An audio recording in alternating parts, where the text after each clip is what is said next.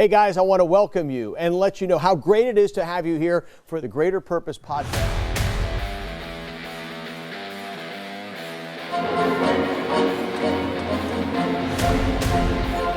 What's up? That's good. Welcome to the Greater Purpose Podcast from the Cubs room. Absolutely, right. Man. It's a cool place, and you come check it out. Oh, that's cool. Yeah, anybody's welcome anytime. Well, not anytime. I need to be here. So, but yeah, so you're welcome to come see the Cubs room. It's free. Doesn't cost a dime. Well, it did cost a dime, a few dimes. Cost you a dime. Yeah, right, exactly. But it won't cost anybody else a dime.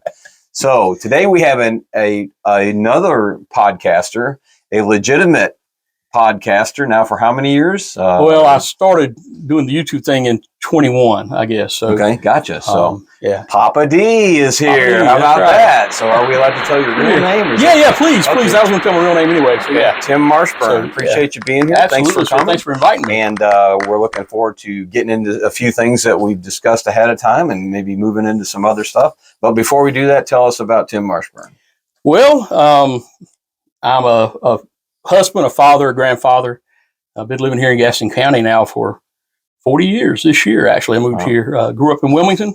I was born in Charlotte and grew up in Wilmington and moved here in 1983 and started attending South Gastonia, the church we go to now. There you go. Back then, met my wife and she kind of got her claws into me and never left. There you go. Got her claws. Yeah, that's cool. Good. Awesome.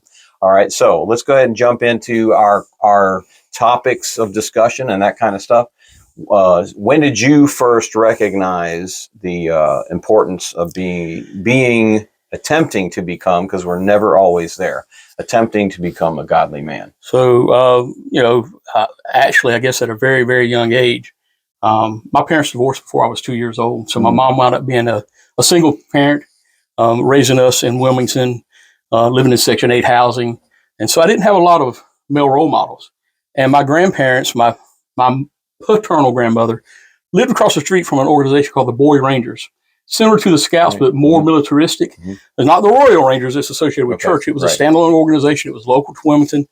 But there were leaders in that organization that were all men of faith, and they were all servants in our community, firefighters, sheriffs, that kind of thing. Mm-hmm. And those men poured themselves into me from a young age. My brother was almost 8 when we joined, and I was 5. So, and actually, I was the youngest person at the time they allowed to go in because my grandparents wanted my brother to be in it.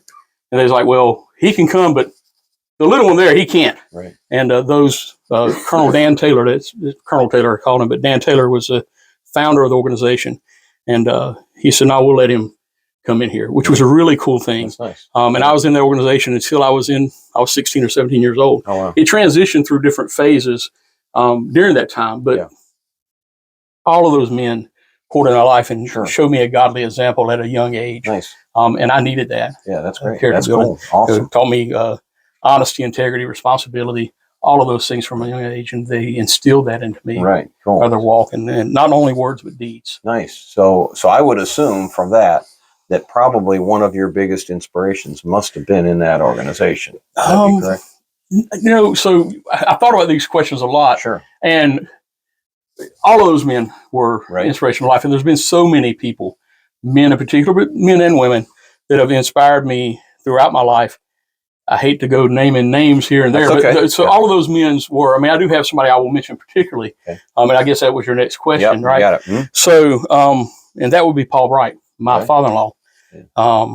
So already told you my parents were divorced at a young age, but when I moved to Gastonia, I moved in with my dad, and my grandmother was living there. I was supposed to get a job at Impact Plastics. I was going to go to college, and scholarships fell apart. My mom couldn't send me to college, didn't have the money, so my dad said, we'll get you a job, come up here. I was flipping burgers in Wilmington. Mm-hmm. And so the job fell apart.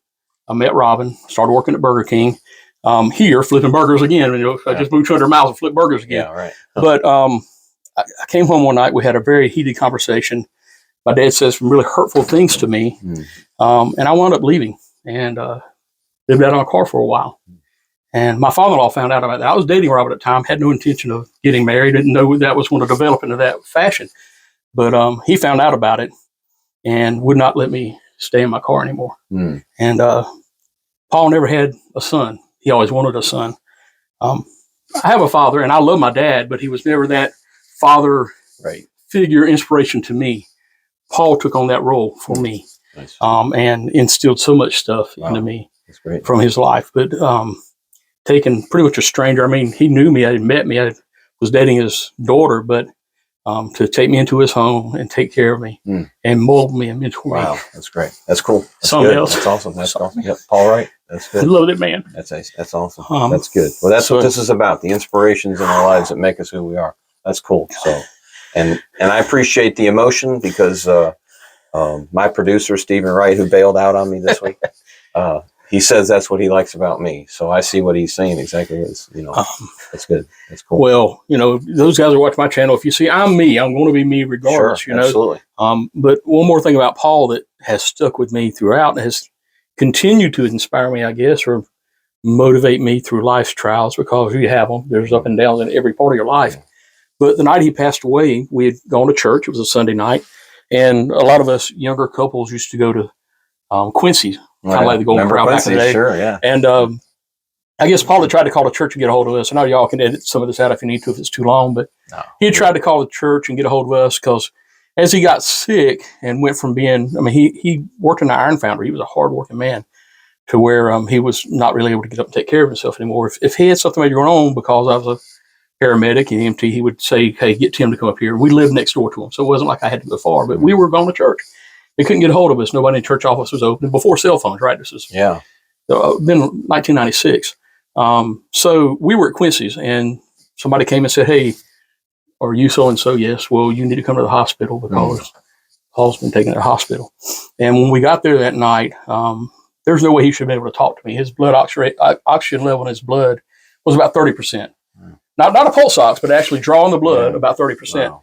He should be able to talk to us. And I can remember him telling us, they said if they intubate him, he might make it through the night. He might not. And clear as day, he said, I'm not going home. They're here. The angels are here to take me home. Wow. And so because I had the association with the hospital and I worked in Charlotte, I knew the ER docs. I knew the ER nurses. And the nurse that was taking care of him allowed me to stay in the room where they sent all the rest of the family out. And they let us go up to the 6th floor, basically to sit with him until he passed away. But on that elevator ride up, he told me he was proud of me. He told me to take care of my wife, take care of my boys. And I'll never forget that. He shouldn't have been able to have that kind of cognitive thought, but he did. And I'll never forget that. That's a God thing. And so many times in my life, and I hadn't got time to tell all those stories, it's been a God thing, right? Yeah, sure. Even me I told a story about not making it to college. That's a God thing. I would have never met my wife. I would have never been in Gastonia. Would never have the family I have. Wouldn't have the job I have. Had that not fallen apart, and I was mad. I was upset with God because it happened, but it happened for a reason that I couldn't see, right? But God's directing our paths. And that I guess we've talked about that several times with some of the other guests. Is we've got to stop looking at the quote unquote failures or the God stopped me from doing this, or why didn't this happen? This should have been this way, because He had something better in mind. He had a different plan. A long time ago, we had Bible quizzes and stuff for Teen Talent, but you had to learn different scripture. But one of the scriptures we learned was Romans 8:28. All things work together for good of them that love Christ and are called according to His purpose, right? Well, it doesn't say all good things, right? It says all things, good and bad. So, but it's hard for us to see how anything good can come from this situation. But God has a plan whether we see it or not. We have to hold on and trust. That's cool. Yep, absolutely. So that's great. That's awesome. Great inspiration there. So, and that's what we're all about. That's what we're trying to do here, guys. It's just be that inspiration that Paul Wright, look what he emblazoned in your life to carry you through so many different things even since then. So that's really cool.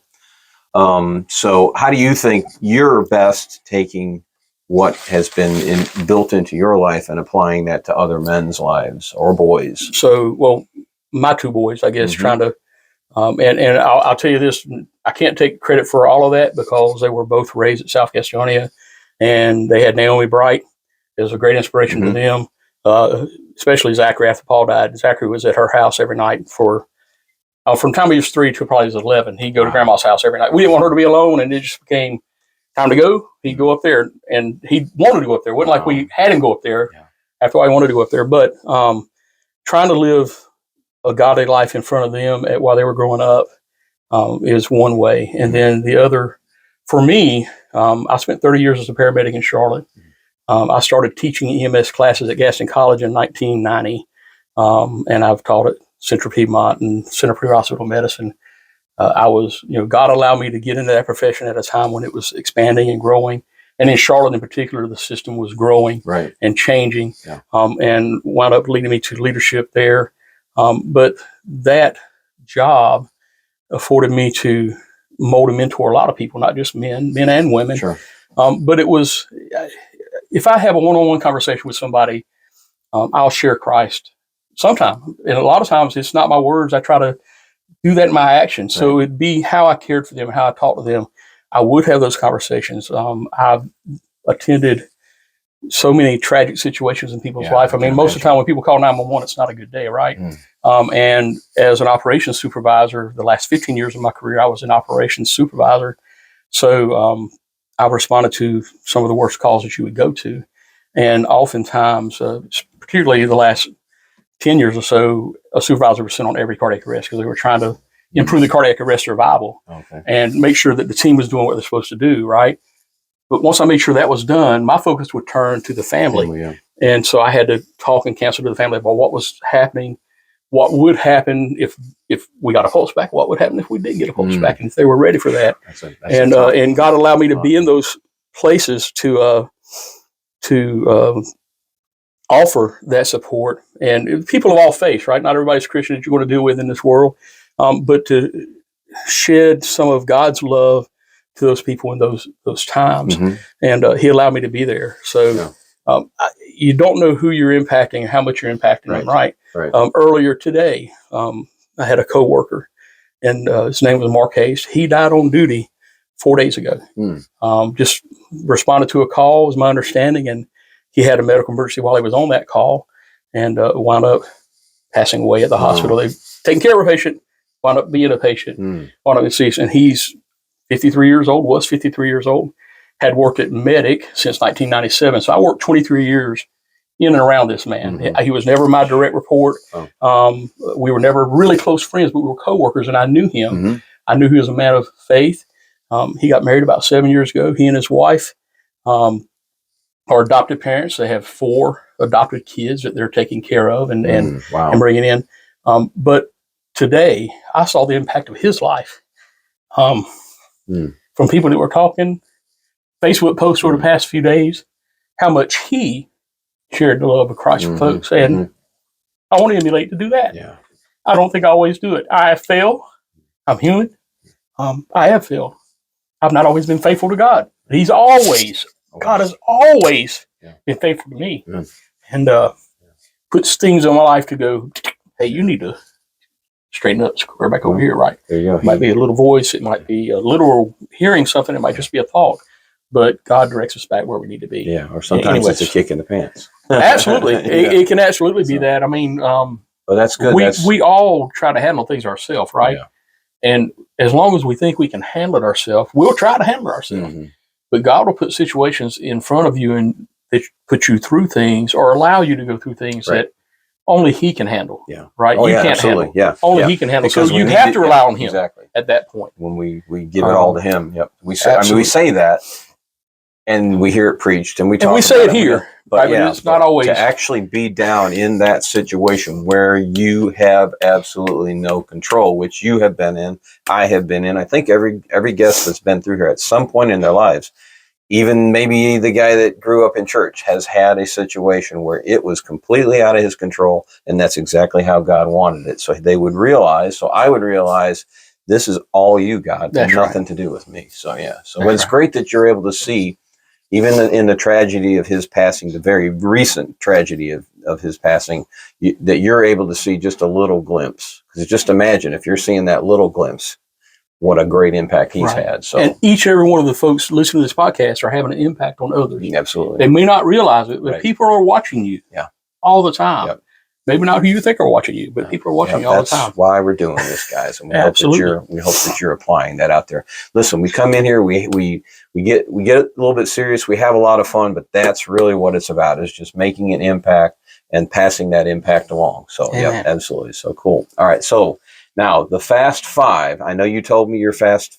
Now there'll be music and a ding ding ding ding ding at this point. Fast Five. Fast Five. So the Fast Five. Tell me again which I'm going to do men and women. I guess that have you're going to mix influenced it up. me. And I know it's a Fast Five, non-expansive. It's said. Okay. So So we got how many more minutes? It's fast. You gotta go fast, and I'm taking time right now.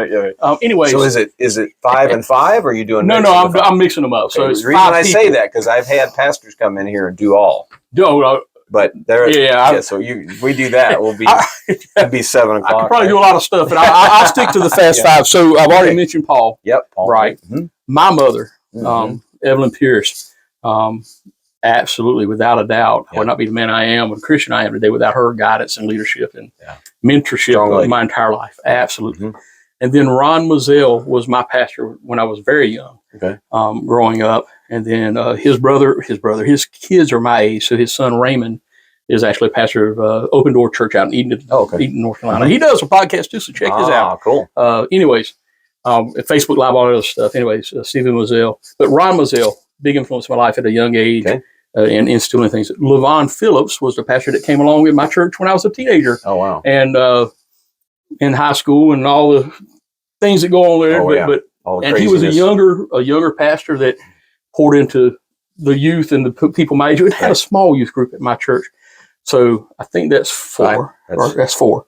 The 5th would be Naomi, right? My mother-in-law. Okay. So, and you spoke to her a minute. Absolutely. So those are awesome. And I have others I can mention, and like I said, there's so many that have influenced me. Maybe we should expand that to the Fast 20 or something. I don't know. I can name 20 pretty quick. I know you could. I know you could, but that's cool. That's good. That summarizes some of that. So that's really great. So good deal. Well, I appreciate that part. I appreciate all of that. So now that was all the serious stuff. Now the sports-related story that you have to tell. Okay, and I did this with my son this morning. We're coming back from this funeral this morning. He went with me, Zachary, and I had 2. So one is actually I'm involved with. So the other is one I know about because my partner was there. Okay. And so the first one I'll tell you is, back in the day before I even started at Medic as an EMT with the rescue squad, I was on Dallas, and we used to help provide EMS coverage at NASCAR tracks. And I would go to Charlotte, and I would go to Darlington with gas and life saving. Okay. Because Dallas didn't go there. But at Charlotte, we had turn 2, and there's a big rock you stand up there, seeing. I can't remember which race it was, but I do know that Ricky Rudd came around turn 2 and smacked the wall hard. Mm-hmm. I mean, hard. And so we see him hit. He goes right by us. We know we're going to him. Yeah. Right. So as we're getting in the truck, getting ready to respond, we have to wait for NASCAR to tell us to go out. The car catches on fire. Oh, wow. And I'm thinking, okay, well, they got suppression things in there, so it should put it out. But they got fire trucks. We got a fire truck going with us, right? Behind the ambulance or maybe in front of the ambulance. Either way, as we pull out and start down, Ricky Rudd dives out of the car while it's still going down the back stretch. And so we get to him, get him, and he's hurt. He had broken his femur. But he was mad at us. And we were coming to help the man. He was just mad in general, but we were the first targets of opportunity. Wow, lucky you. Yeah. And my cousin worked on a race team with Ricky Rudd later in years, and Ricky Rudd's a great guy. But that particular day, he just not a happy camper. Yeah. And then the other story, also NASCAR related, I met Dan Quill a long, long time ago in Darlington. Oh, okay. Cool. Whatever year, 1988. Whenever he and George H.W. Bush were running for the second, No, for the only time they ever ran. No, George, not 1988. I'm pretty sure is when they ran. They got instilled in 89, I think. 88, you're right. Yep. Yeah, 88. Right. Anyways, so I met him. A long time back. Met him a long time ago at that thing. Him and Awesome Bill from Dawsonville had just won $1 million right before that, so they were there. But the other story also has to do with a president. So and the Secret Service. So being on Medic, and in Charlotte, we have a lot of presidential visits, right? So we have to have these presidential details. And this is before I became a supervisor. My partner, Dan Baltimore, was assigned to a presidential detail when Bill Clinton came to town. Mm-hmm. And it was the year that the Arkansas Razorbacks had made it to the Final Four. They hosted the Final Four I think it was 90, it's probably 93, 94, whatever year. Zachary was either not born or right around the time Zach was born, because that's when Dan was my partner. So it had to be during that time because he was my partner. And he got assigned to the detail. I was a little fat man. I didn't get assigned to those things back then. I figured that out later on. I did. But anyways, so anytime the president comes to town, they send an advanced team to check out and secure the location, right? And they have people in the rafters. They have people watching everything. Yep. And Secret Service are with them. They got a whole detail that comes in. And those guys that are attached to his personal detail, their job typically is to have their back to the president and watch the crowd for danger and, suspicious activity and that kind of thing. But there's always somebody that's assigned to keep their eye on the president, right? Mm-hmm. Got to watch him all the time. And all the presidents have a different call sign. And I think Bill Clinton's was Eagle, right? So they got to watch Eagle, watch POTUS, whatever. But Eagle was there. Well, the Charlotte Coliseum had skyboxes, right? And Clinton was known to go from place to place, right? And so that's why somebody has to watch him. Well, I guess the Secret Service agent that was watching Bill Clinton got invested in the game because it was an exciting game. And Dan said he's standing beside one of the agents, and all of a sudden they're doing this, and everybody's scrambling around. Well, they lost POTUS. They didn't know where he was at for a brief period of time. Now, they found him. He moved over, he was in this skybox, and there's one in the middle. He went to the one at the far end, but it took him a few seconds to figure out where he was at, enough that they were panicking. Sure. So wouldn't you hate to be the guy that lost the president? Yeah, that would be bad. On a detail. So, those are the only two I can really think about. That's good. Right off. That's perfect. That's great. Wonderful. Awesome. Good job. You did great. Good job, Poppa-D. Woohoo! So glad that you could do that and you could make it now. The most important thing of this entire podcast is the parting gifts. Okay. Yes, because two of the most important. Oh, wait a minute. No, I've got parting gifts for him too. You just didn't know it. See, nobody's done that before. That's great. So we're starting a tradition here. So next guests, remember that. So first of all, we didn't talk about Willie Ace. He's always in the country. Look like a little bobblehead. Remember, those were all popular. That's me. That's you. Oh, I see that. Hey, you put the hat on. I know, right? So I got it. I should take the hat, but the hat doesn't come off. That'll Poppa-D about the head. Willie Ace. There it is. Willie Ace. Cubs fan since 1962. And he's always there hanging out with us. But the parting gifts for you first. I'll do yours first, I guess. No, do yours first. That's fine. You can cut mine out if you need to. So you may not. I'm sure yours are going to be better than mine. So the first parting gift is the wonderful bottle of hand sanitizer from Mr. Bill STEM Education and Bill Ward Photography. Shameless plug there for my business. But you get just what you need, a bottle of hand sanitizer. I'll use that on my motor coat when I don't have hand sanitizer. Cool. Then I will autograph this. I haven't done it yet because we will prove that it's been going to be autographed before you leave here. Official Willie Ace Chicago Cubs baseball card. I will autograph that before you leave. With a Christmas hat on or something. That was from the Stanley Parade, the Stanley Christmas Parade 2016. We dressed up a car and dressed ourselves up and walked down the street. Dressed up a car, huh? I'll show you that picture before we leave. We did. So I talked 4 other guys. I don't know how I did it, but I talked them into doing it with me. So we all had Cubs gear. One was a Cubs fan. The other 3 were not.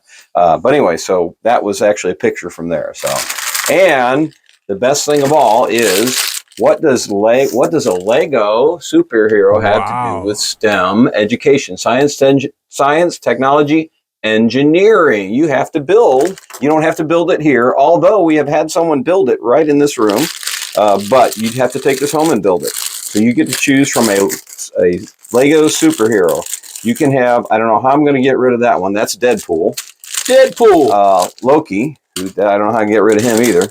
But we got Batman and we got Spider-Man. So people don't like Deadpool and Loki? They might. You're going to be the rebel, aren't you? I'll take Loki. He took Loki. He's not a real god, guys, just so you know. He's not a real god. Neither is Thor, but they're a character. So we'll check him out, okay? We're not going to worship him, but we'll put him together. If you can put him together, he's not a real god. I'm just saying. That's right, exactly. Yeah. Now, I shouldn't even have Deadpool in here. He's so bad. But anyway, all right. We usually do the parting gifts for the guest, and then we're done. But apparently, Poppa-D has decided to bring a parting gift. It's not alive, is it? Huh? It's alive? Is it alive? No, it's not alive. I just trying to find everything in here. That's why I grabbed the bag. I don't have to dig through out there. So, all right. So, first things first, and it doesn't go in the cover because it's not cover related, but it's a Poppa-D. Yeah. Whoa, Poppa-D sticker. There you go. Here, we can get Willie Ace out of the way for you. Yeah, so it's a Poppa-D sticker. So shameless. Yeah. Cross promotion of the podcast. And then I'm also promoting. I love it. I'm also promoting, but it's another sticker. Okay. the Monster 100 ride. So Okay, nice. I'm doing a Monster 100 ride on June 10th. I'm riding 1,000 miles on June 10th to raise money Nice. for these boys that have Duchenne's muscular dystrophy. Oh, okay. These boys lose their ability to be mobile in their adolescent years, so 10 to 12 years old. A little boy named Drew that lives in Harrisburg, Pennsylvania. We're helping him buy a mobility van. So the Monster 100 started on May 4th. And since May 4th until August 11th, there are 2 riders riding each day. Each rider is riding 1,000 miles, trying to raise, now it's $200,000. It started out 1 rider each day for 1,000 miles to get to 100,000. And that's within 36 hours, there were 100 people that signed up, so they went up to 2 Wow, a day. So I'm riding on June 10th. But nice, cool. when you go check that out, here's a Monster Mile poker chip. Hold it up there so you can see it. There you go. And shameless plug, but if you look right there, you can go there to the QR code. QR. Hold it still for a second. And so I don't know if you can see it good enough. Yep, But I'll bet they can. Sure can. Yep. if not, I'll put a Give Butter link. But if you go to this and look for Timothy A. Marshburn, that's me. So it's my full name on there, not Poppa-D. Yeah. Timothy A. Marshburn, you can support my ride. And I'm over halfway to getting to my $1,000 already. Okay. So that's all Monster Mile stuff for Monster. Right. There's another card in there I'll give you for Monster Mile. Oh, and another wristband. And a wristband. I'm sorry I didn't show the wristband. I get to add to the wristbands. See, the wristbands, my wife is going to kill you. Every time I get a wristband, just so you know, this is something about me. Just so you know, every time I get a wristband, my lovely, awesome, beautiful, fantastic, wonderful wife says, "Are you not going to take another one off?" And I'm like, "No, I'm just going to add to it." But anyway, we'll see how that works out. That's cool. That's great. So cool. So, Awesome. Roger, you had that. I thought it was Thank you, brother. I appreciate you being here. God bless you. it. And good luck on your podcast and your ride and everything else. Thanks for being here. Yeah, man. God bless.